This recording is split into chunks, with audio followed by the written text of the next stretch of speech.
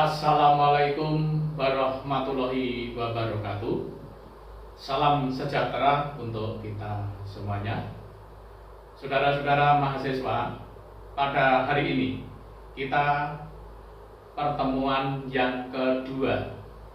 Saudara-saudara, sesuai dengan apa yang sudah saya sampaikan minggu kemarin, yaitu minggu pertama atau pertemuan pertama, pertemuan kedua kita akan membahas mengenai Pancasila. Akan membahas mengenai Pancasila di dalam materi pendidikan Pancasila dan Kewarganegaraan atau PPKN, juga bisa disebut pendidikan kewarganegaraan atau PKN. Kedua, nama tersebut pada prinsipnya sama. PPKN juga mendasarkan pada peraturan perundang-undangan, PKN juga berdasarkan peraturan perundang-undangan. Namun di dalam pendidikan kewarganegaraan itu mengacu pada Undang-Undang Nomor 20 Tahun 2003 dan Surat Keputusan Dirjen Dikti Nomor 43 Tahun 2006 bahwa mata kuliah pengembangan kepribadian itu meliputi pendidikan agama, pendidikan kewarganegaraan, pendidikan bahasa Indonesia.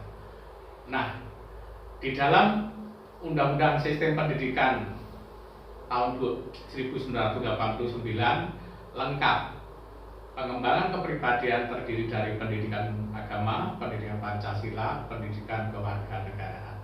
Nah, di dalam Undang-Undang Nomor 20 Tahun 2003 itu memang hanya disebutkan pengembangan kepribadian itu meliputi pendidikan agama, pendidikan kewarganegaraan, dan pendidikan bahasa Indonesia. Tidak menjadi masalah karena tidak menyertakan nama Pancasila, tetapi ditegaskan di dalam Dirjen Dikti, walaupun itu tidak tercantum, tetapi pendidikan kewarganegaraan harus berbasis pada Pancasila. Nah, saudara-saudara, berbicara tentang Pancasila yang sudah disepakati sebagai dasar negara, pandangan hidup bangsa dan ideologi berbangsa dan bernegara, ini tidak lepas saya katakan dari keberadaan BPUPKI maupun PPKI, di mana saat penjajahan Jepang itu detik-detik Jepang mengalami kekalahannya terhadap sekutu, maka Jepang yang semula kejam, yang semula garang menindas, padahal di awalnya katanya Jepang ini kakak tertua bangsa Indonesia, sehingga mengambil hati bangsa Indonesia percaya. Tapi perjalanan waktu ternyata Jepang sama dengan Belanda kejam. Ya. Oleh karena itu Jepang mengalami kekalahan, yaitu pertengahan tahun 1944. Maka Jepang mengambil hati ataupun menjanjikan kepada bangsa Indonesia akan segera memberi kemerdekaan.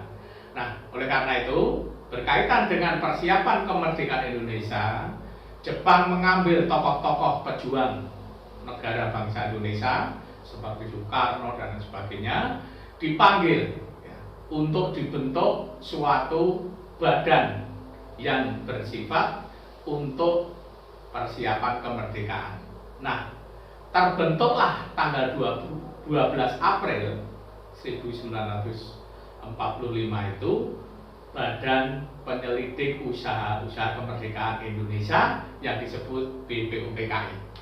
Nah, inilah saya bilang bahwa bicara Pancasila baik secara historis, baik secara yuridis, tidak bisa lepas dengan keberadaan BPUPKI dan PPKI. Saudara-saudara, BPUPKI dibentuk 12 April 1945. Langsung BPUPKI bersidang. Sidang BPUPKI ada 2 kali.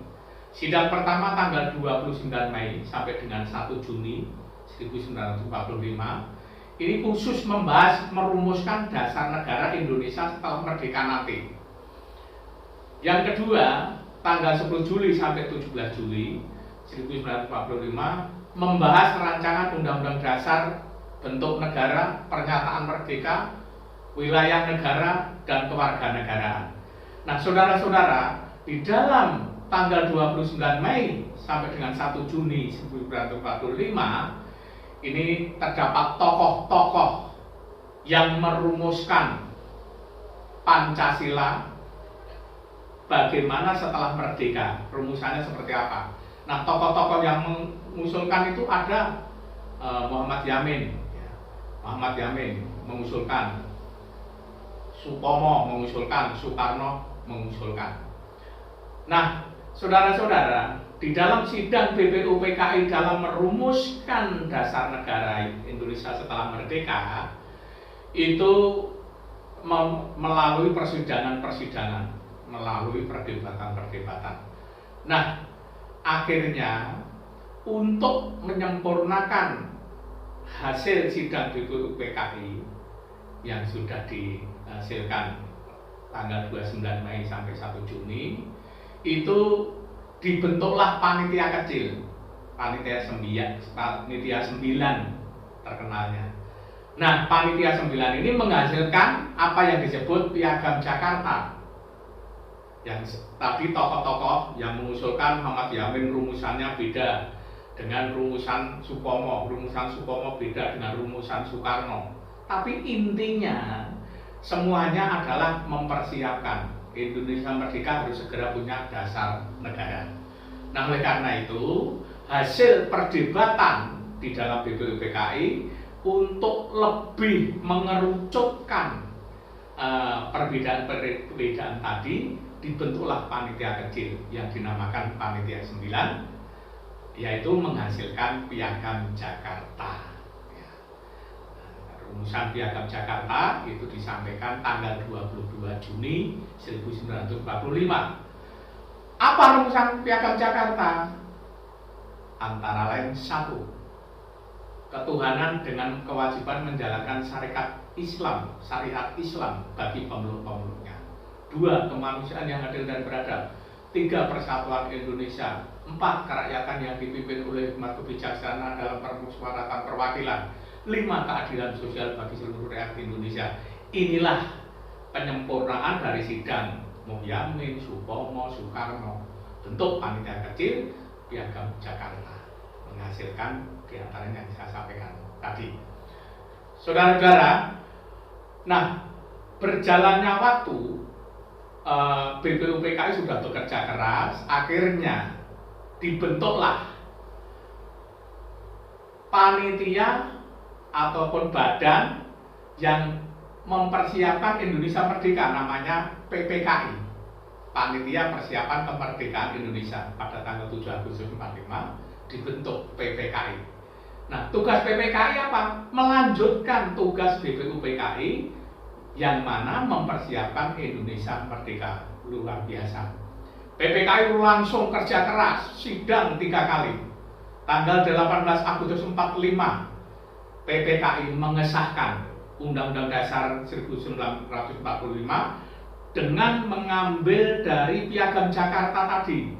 Namun ada penyempurnaan, yaitu ketuhanan dengan kewajiban menjalankan syariat Islam bagi pemeluk-pemeluknya dirubah, kurang mengakomodir semua yang ada, agama, suku, bahasa, adat istiadat kurang mengakomodir, sehingga dirubah yang semula ketuhanan dengan kewajiban menjalankan syariat Islam bagi pemeluk-pemeluknya menjadi ketuhanan yang Maha Esa. Nah, akhirnya setelah disempurnakan tanggal 17 Agustus dinyatakan kemerdekaan Indonesia.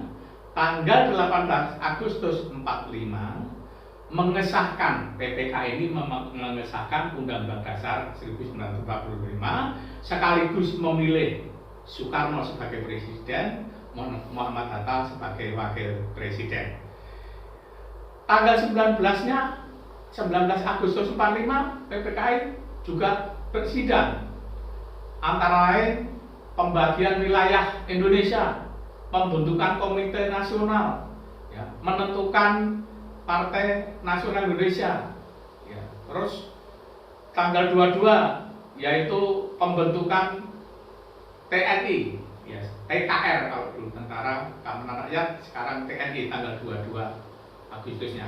Jadi PPKI bersidang 3 kali, 18 Agustus 45, 19 Agustus 45, dan 22 Agustus 45.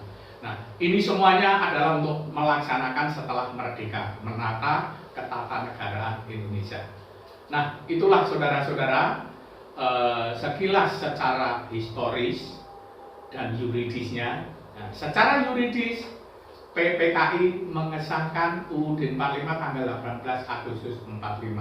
Mengapa 18 Agustus 1945 dikatakan secara yuridis? Karena apa? Karena justru wakil bangsa Indonesia, yaitu PPKI, itu kan atas nama wakil bangsa Indonesia mengesahkan Undang-Undang Dasar 1945 yang di dalamnya, dalam pembukaan Undang-Undang Dasar alinea keempat, memuat tentang Pancasila.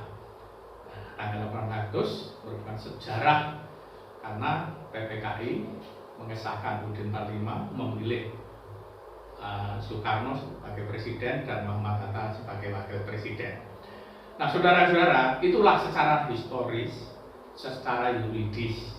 Lalu dari situlah secara historis diruntut dari BPU PKI.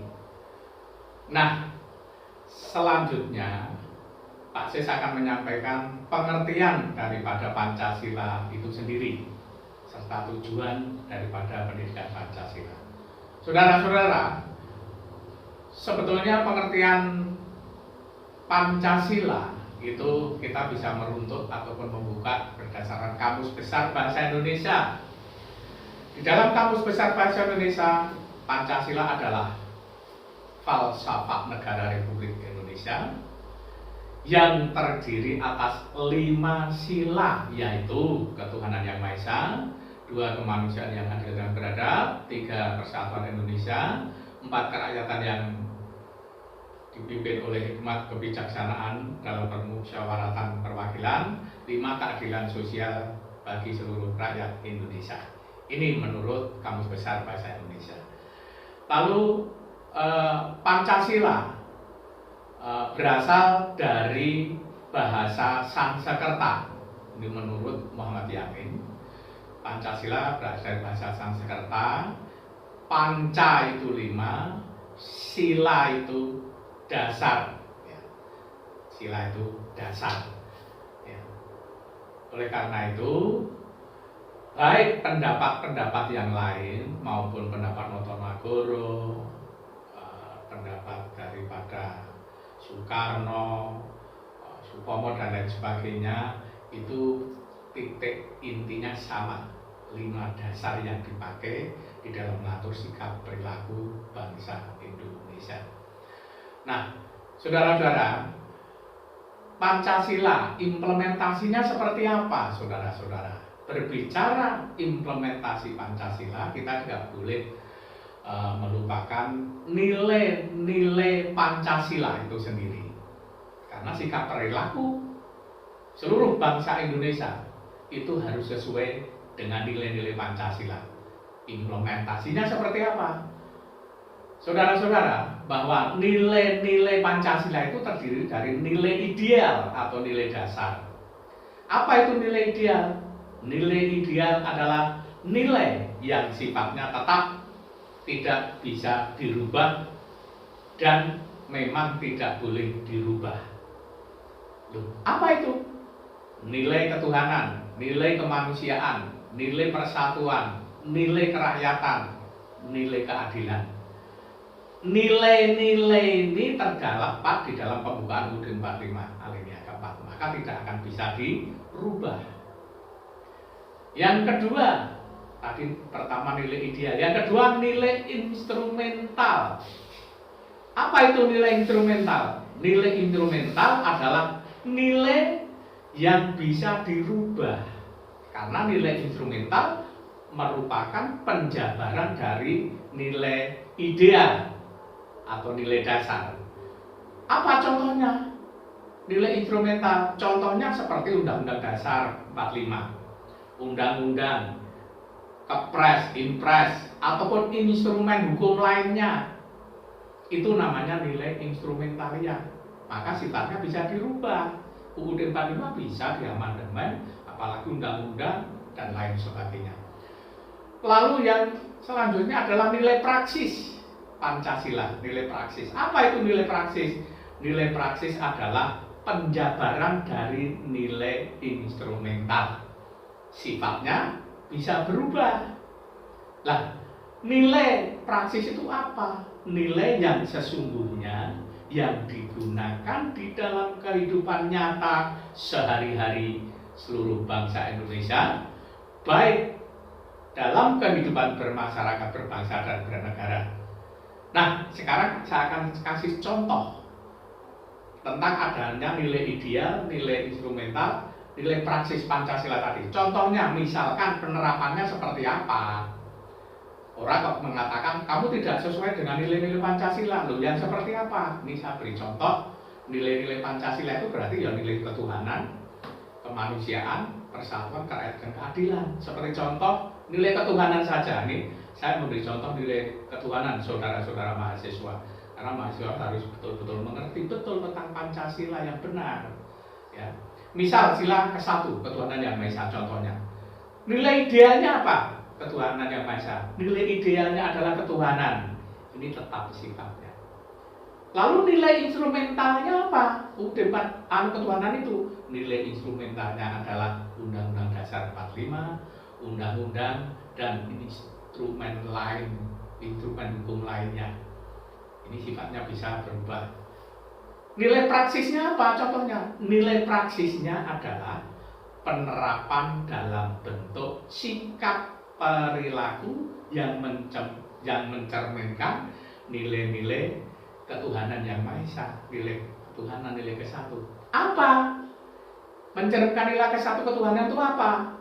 1. Mengembangkan sikap saling menghormati, kebebasan menjalankan ibadah dengan agama dan kepercayaan masing-masing. 2.